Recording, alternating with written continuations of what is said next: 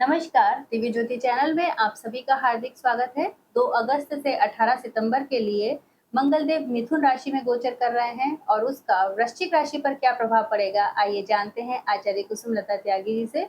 नमस्कार मैम। नमस्कार। मेरे सभी प्यारे प्यारे वृश्चिक राशि वाले दर्शकों को मेरा प्यार भरा नमस्कार।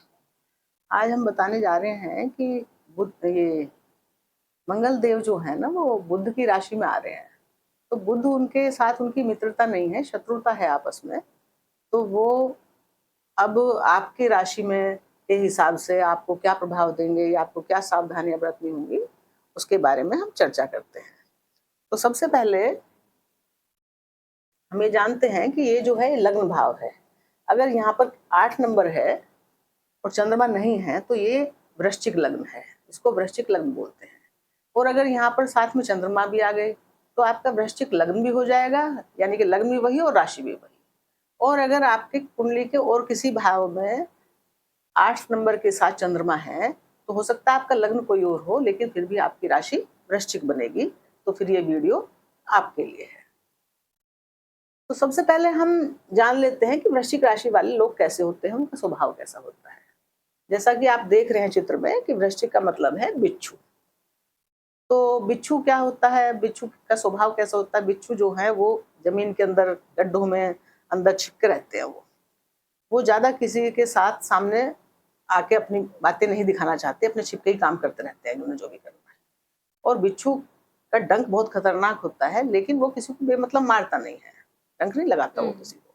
वो अपने शांतिपूर्ण जीवन अपने गड्ढों में छिपके अपने व्यतीत करता है।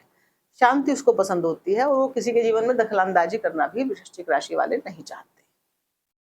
और वृश्चिक राशि वाले क्योंकि ये पाताल की राशि है तो बहुत समझदार होते हैं। पाताल में की राशि का मतलब पाताल में क्या है, उनकी सूझबूझ बहुत गहरी होती है। वृश्चिक राशि वालों की बहुत गहराई तक वो समझ सकते हैं बातों को, तो ये पाताल का भाव है। जो तो वृश्चिक राशि जिसकी राशि में बनी है या लग्न में बनी है, तो वो लोग, उन पर उसका बहुत प्रभाव होता है। तो वो अत्यंत समझदार होते हैं और बहुत साहसी होते हैं, बहुत हिम्मत वाले होते हैं और केयर करनी तो इनकी नेचर ही होती है।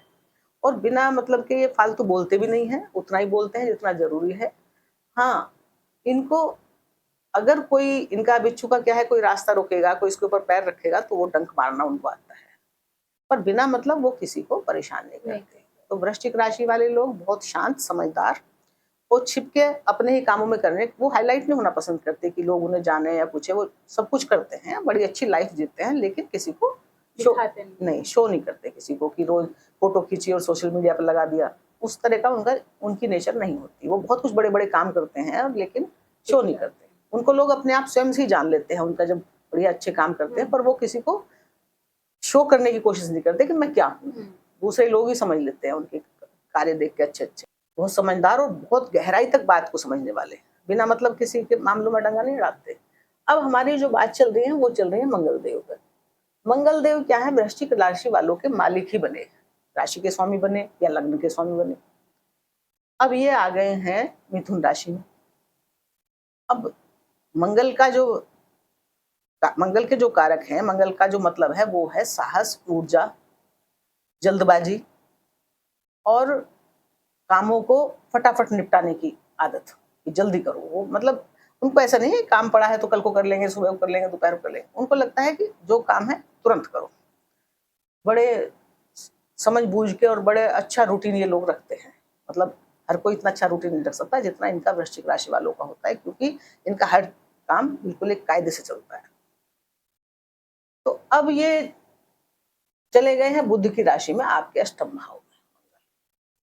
अब पहली बार मंगल छोटे भाइयों का कारक माना जाता है, भूमि भवन जायदाद का भी मालिक माना जाता है, कारक माना जाता है। इसकी बिना मर्जी के तो आदमी कोई लैंड खरीद नहीं सकता। और ये जो है सर्जन भी है, या तो ये खुद मतलब खून है तो अपने चोट लगवा के खून बह सकता है, या ये डॉक्टर बन गए हैं तो दूसरों की सर्जरी वर्जी करेंगे तो उसमें भी खून बहेगा। यानी कि कुछ ना कुछ खून से संबंधित इनके काम रहते हैं। तो अब क्या होगा कि, और बुध क्या है, चलो ये तो हमने मंगल बता दिए, इंजीनियर भी मंगल वाले होते हैं।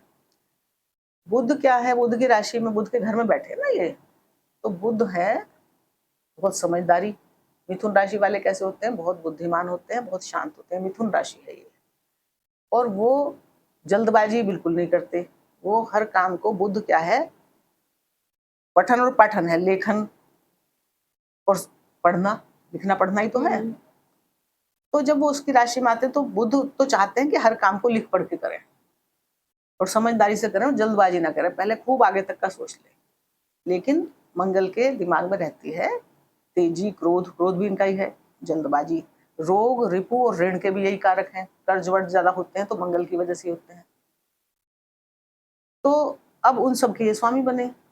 आर्मी, फोर्स, मिलिट्री, जितने भी साहस से संबंधित कार्य हैं, या खेल कूद में जैसे खिलाड़ी हैं वो भी तो मेहनत ही करते हैं ना, ये रेसलर हैं, ये सब मंगल के हैं।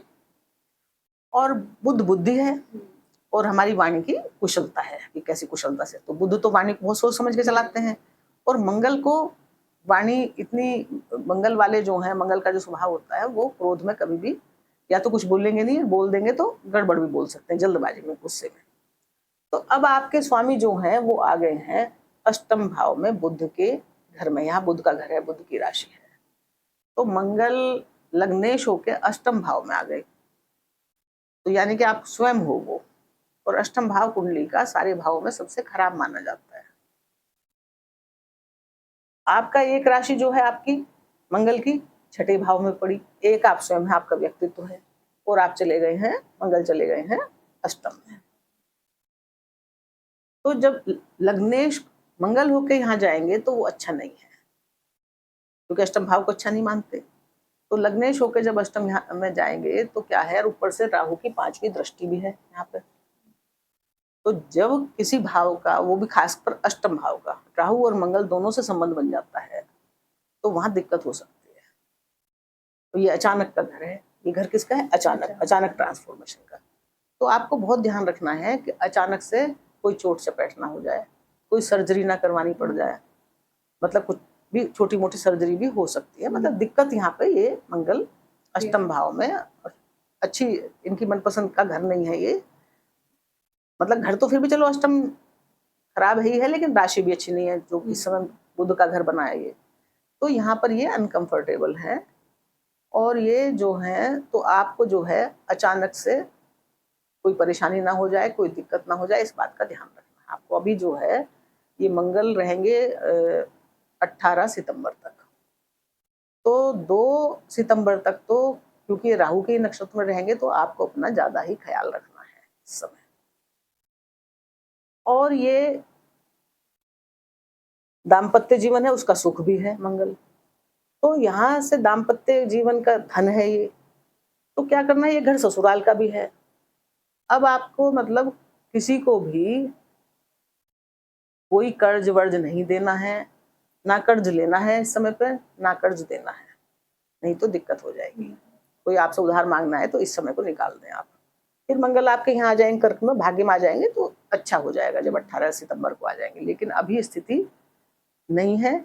और किसी की जो है झूठी गारंटी वारंटी भी ना दें, मतलब कुछ भी गलत कार्य इस समय ऐसा ना करें। और ये रोग के स्वामी भी यहाँ होके गए हैं, तो इस समय रोग आपके, रोग भी सामने आ सकते हैं, क्योंकि ये क्या है, गुप्त भाव है। जो रोग अब तक आपके गुप्त थे, परेशानी वाले थे, वो बाहर आ जाएंगे।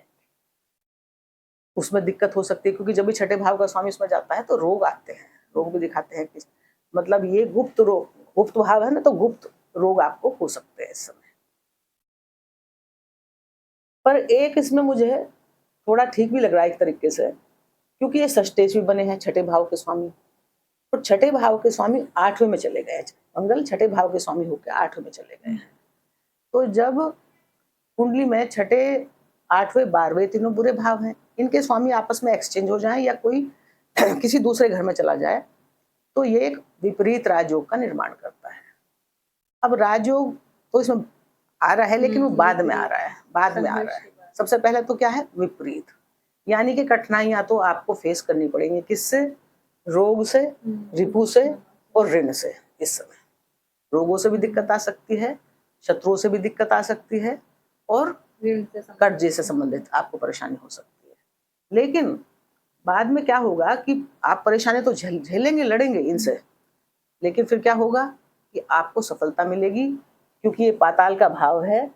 रोग भी गायब हो जाएंगे, ऋण भी गायब हो जाएंगे आपके। आपको बस हनुमान जी की शरण में जाना है, रोग और ऋण दोनों आपके पाताल में चले जाएंगे, क्योंकि भाव तो यही कह रहा है, ये पाताल का भाव है। और शत्रु भी, पर वही मैंने बताया ना, विपरीत राजयोग। शांति बाद में मिलेगी, पहले रोग से भी, रिपु से भी और ऋण से भी आपको बहुत तगड़ा संघर्ष करना पड़ेगा। इतना मतलब काफी ज्यादा विपरीत परिस्थिति बहुत बनेगी आपके लिए। तो इस तरह से ये बाद में आपको फायदा देंगे। अब ये इनकी मंगल देवता की जो है दृष्टि होती है 3, एक 7वीं तो सबके पास है। इनके पास 2 स्पेशल दृष्टि हैं, एक 4थी और एक 8वीं। तो अब क्योंकि मंगल देवता लग्नेश होकर अष्टम चले गए, अब लग्नेश का अष्टम जाना कोई अच्छी बात तो है नहीं। इतना कीमती ग्रह, हम खुद गड्ढे में चले गए, पाताल में, ना सोच पा रहे, ना समझ पा रहे, ना वहां हमें कुछ दिखाई दे रहा है। वो तो मंगल है, हिम्मत वाले तो थोड़ा बहुत देख भी लेंगे, बाकी तो और तो कोई भी लग्नेश देख नहीं पाएगा यहाँ। तो फिर भी चलो, दृष्टि कहीं ना कहीं तो अच्छा भी करेंगे ये। तो अब इनकी 4थी दृष्टि कहाँ जाएगी? लाभ भाव पे। अब लाभ भाव पे दृष्टि जाएगी, मंगल साहस ऊर्जा है, आपके स्वयं लग्नेश भी हैं आप। तो ये लग्नेश कहीं भी बैठेगा किसी भी हालत में, तो वो अपने इच्छाएं, लाभ जो भी इसको मिलने वाले हैं उनको पाने की पूरी कोशिश करेंगे।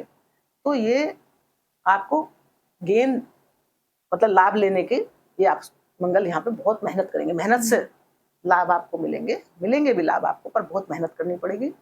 और यहाँ पे शुक्र बैठे हैं नीच के, तो क्या होगा कि शुक्र चमक है और नीच नीच नीच होकर भी यहाँ पे बैठे हैं। तो वैसे तो 11वें भाव में शुक्र का नीच होकर बैठना खराब नहीं है, एक तरह से अच्छा ही है। बुरे भाव में कोई नीच ग्रह बैठता है तो वो कोई ज्यादा खराब नहीं करता, बल्कि उल्टा अच्छा ही करता है।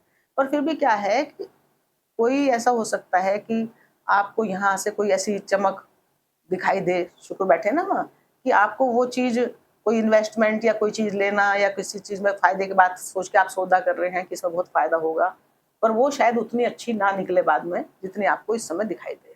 कहने का मेरा मतलब ये है कि कोई आपको लालच दे कि जल्दी से ये कर लो, वो कर लो, इसमें इतना फायदा हो जाएगा, उतना फायदा हो जाएगा, तो इस तरह से आप बचें। फायदे तो आपको मिलेंगे, आप मेहनत करेंगे, मेहनत से मिलेंगे, लेकिन आप अगर किसी के बहकावे में आके कुछ काम कर लिया तो आपका नुकसान भी हो सकता है।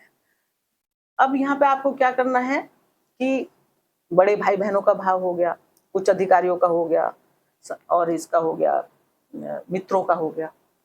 तो आपको मित्रों से, उच्च अधिकारियों से, बड़े भाई बहनों से बहुत समझदारी से काम लेना है। 4थी दृष्टि है और वो भी बुध का ही घर है, तो इनके मित्र तो बुध वहां भी नहीं है, पर लाभ के भाव पर दृष्टि, लाभ के भाव में बैठना अच्छा ही होता है किसी भी ग्रह का। तो लाभ तो ये देंगे, पर आपको संभल के रहना पड़ेगा रिश्तों में। इनसे भी मतलब ज्यादा किसी पे विश्वास ना करें इस समय पे, और ध्यान पूर्वक कोई कड़वी बात उनको ना बोल दें, कोई ऐसी बात ना जल्दबाजी में कर दें कि रिश्ते गड़बड़ हो जाए वहां पे। मतलब बहुत संभल के रहने की जरूरत है। और दूसरे जो भी आप लाभ प्राप्त करना चाहते हैं, क्योंकि ये भाव जो है केवल अचानक का तो है ही है, ये कागजों का भी भाव है।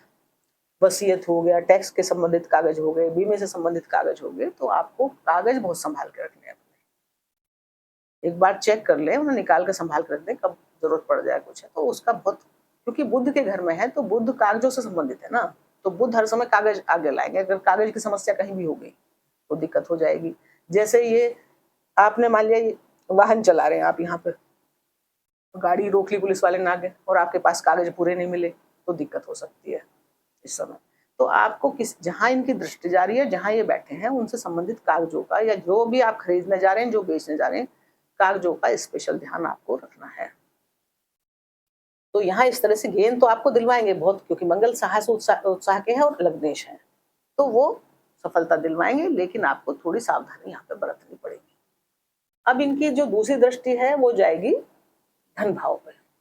तो धन भाव देवगुरु बृहस्पति का भाव है, और देवगुरु बृहस्पति इस समय उच्च के बैठे हैं आपके पंचम भाव में, बहुत अच्छी पोजीशन में है। देवगुरु उच्च के पंचम में नहीं बैठे, भाग्य में बैठे हैं। यहाँ पे देवगुरु की राशि है पंचम भाव में, और देवगुरु बैठे हैं भाग्य भाव में।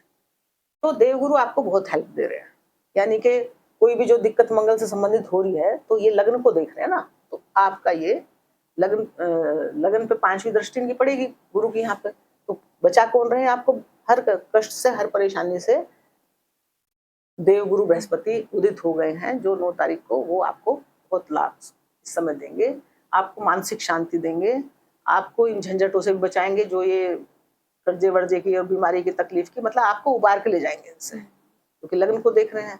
तो आपका मानसिक बल बढ़ेगा, आपकी थकान उतरेगी और आप अपने में हिम्मत, और जो आप जो कहते हैं ना कॉन्फिडेंस की जो कमी होगी थी, वो आप में कॉन्फिडेंस आएगा। और आपका हर तरह से देवगुरु ध्यान रख रहे हैं, अपनी पंचम दृष्टि उनकी बहुत अच्छी होती है, तो आपके लग्न का, यानी कि आपको बचा रहे हैं हर संकट से। अब यहाँ गुरु की राशि है जहाँ पे मंगल की सप्तम दृष्टि है, तो ये है सेविंग का भाव और वाणी का भाव, और ये गले से ऊपर का भाव है, आंख भी है इसमें, नाक कान सब आते हैं। तो अब मंगल की दृष्टि वहां पड़ेगी, है तो इनके मित्र गुरु का घर, और गुरु अच्छी पोजीशन में है, तो ये धन से संबंधित, सेविंग से संबंधित पूरी मेहनत करेंगे कि परिवार में पैसा बढ़े, बढ़ाने के लिए, इन्वेस्टमेंट करने के लिए, कि आगे चल के कुछ, मतलब अब इनका फोकस रहेगा कि धन किस तरह से संभालें, कैसे बचाएं, कि जिससे जो है आगे भी हमें दूर तक उसका लाभ मिलता रहे, हाँ कोई दिक्कत ना हो उसमें। तो आप मेहनत तो करेंगे वहां, और मेहनत गुरु की राशि, ज्ञान की राशि, और सब कर भी लेंगे, लेकिन आप जहां भी जो भी इन्वेस्टमेंट कर रहे हैं, जो भी सेविंग कर रहे हैं, वो भी बहुत सोच समझ के, क्योंकि बुद्ध क्या कह रहे हैं, अच्छे से सोच समझ दो, जिस तरह का भी धन आप करना चाह रहे हैं, तो वो आप उसके सब चीजों के कागज वगैरह, वो कागज से संबंधित चीज आपको नहीं भूलनी है। जो भी कुछ आप कर रहे हैं, कागज अच्छे से पढ़ने हैं, देखने हैं और संभालने हैं। यहाँ पे जो है मंगल की दृष्टि है, तो क्या है कि आप वाणी से, परिवार वालों से कुछ झगड़ा झंझट मोल मत लेना इस समय, थोड़ा समय है, फिर ये आप इधर आ जाएंगे भाग्य में, तो सब बढ़िया हो जाएगा। वाणी पे आपको कंट्रोल रखना है, क्योंकि ये वाणी का ही घर है, और ये दाम्पत्य, मतलब पति पत्नी की वाणी का घर हो गया, धन का घर हो गया, तो अष्टम भाव में बैठ के आपकी वाणी गड़बड़ हो सकती है। और जल्दबाजी में, क्रोध में, आवेग में, अति उत्साह में आके आपको कार्य नहीं करना है। वैसे वृश्चिक वाले बहुत समझदार होते हैं इनमें, और मेष राशि वालों में ये थोड़ा अंतर होता है कि ये, क्योंकि एक तरह से पाताल की राशि है, तो ये बहुत गहन सोच विचार के बाद ही काम करते हैं, जल्दबाजी में वैसे ही डिसीजन नहीं लेते हैं, और अभी और भी सतर्कता की जरूरत है। अब इनकी 8वीं दृष्टि कहाँ जा रही है मंगल की, पराक्रम भाव में, तो एक फायदा हो रहा है कि ये उच्च दृष्टि है इनकी पराक्रम भाव में। भाई अगर यहाँ बैठ के वो गड़बड़ थोड़ा कर रहे हैं, तो कहीं उच्च की भी दृष्टि डाल रहे हैं, तो ये किसका है, छोटे भाई बहनों का भाव। अब यहाँ जब उच्च दृष्टि से देखेंगे, आपकी वाणी की दक्षता का भाव है, आपके टैलेंट का भाव है, आपकी हॉबी, हुनर, स्किल, इन सब का भाव है ये। तो जब मंगल यहाँ पे दृष्टि डालेंगे, तो मंगल इस भाव के कारक बनते हैं, और वैसे भी यहाँ पे उच्च दृष्टि डाल रहे हैं।